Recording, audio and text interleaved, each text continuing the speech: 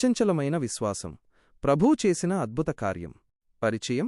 ప్రియమైన వార్లారా, ఈరోజు మనం ధ్యానించుకోబోయే వాక్యం మన జీవితాల్లో విశ్వాసం ఎంతటి మార్పును తీసుకువస్తుందో తెలియచేస్తుంది.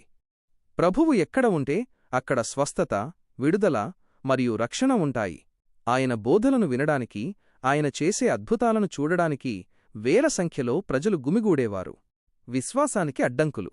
ఒకానొక సమయంలో ప్రభువు ఒక ఇంట్లో బోధిస్తున్నప్పుడు అక్కడ గలిలయ, యూదయ మరియు యెరూషలేము నుండి వచ్చిన అనేకమంది పరిసయ్యులు, ధర్మశాస్త్రోపదేశకులు ఉన్నారు.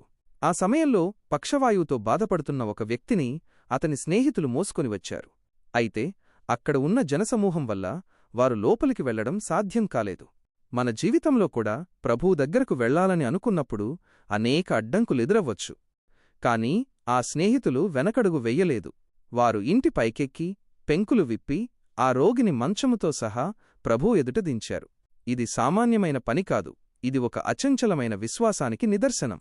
పాపక్షమాపణ మరియు స్వస్థత.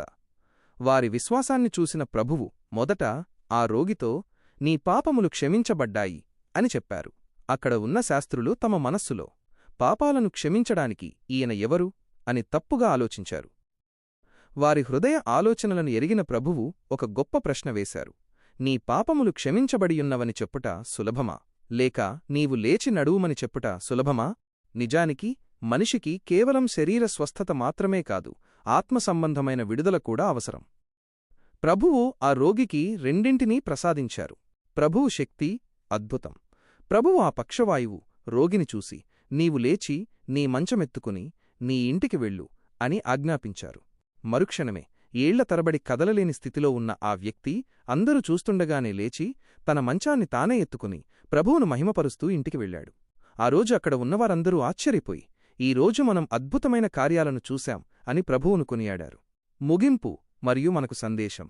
ఈ సంఘటన ద్వారా మనం నేర్చుకోవాల్సిన 3 ముఖ్యమైన విషయాలు. 1. విశ్వాసం.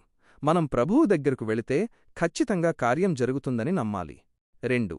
అడ్డంకులను జయించడం. లోక సంబంధమైన ఆటంకాలు ఎదురైనా విశ్వాసంతో వాటిని అధిగమించాలి. 3. ప్రభువు సార్వభౌమాధికారం. ఆయన మన రోగాలనే కాదు, మన పాపాలను కూడా క్షమించి మనల్ని నూతన వ్యక్తులుగా మార్చగలరు. ఈ రోజే మీ సమస్య ఏదైనా, అది అనారోగ్యం కావచ్చు లేదా మానసిక వేదన కావచ్చు, ఆ పక్షవాయువు రోగివలే విశ్వాసంతో ప్రభువైపు చూడండి. ఆయన మిమ్మల్ని ముట్టి స్వస్థపరచి మీ జీవితంలో గొప్ప కార్యం చెయ్యాలని ఆశిస్తున్నారు. ప్రభువు ఈ మాటలను దీవించునుగాక. ఆమెన్.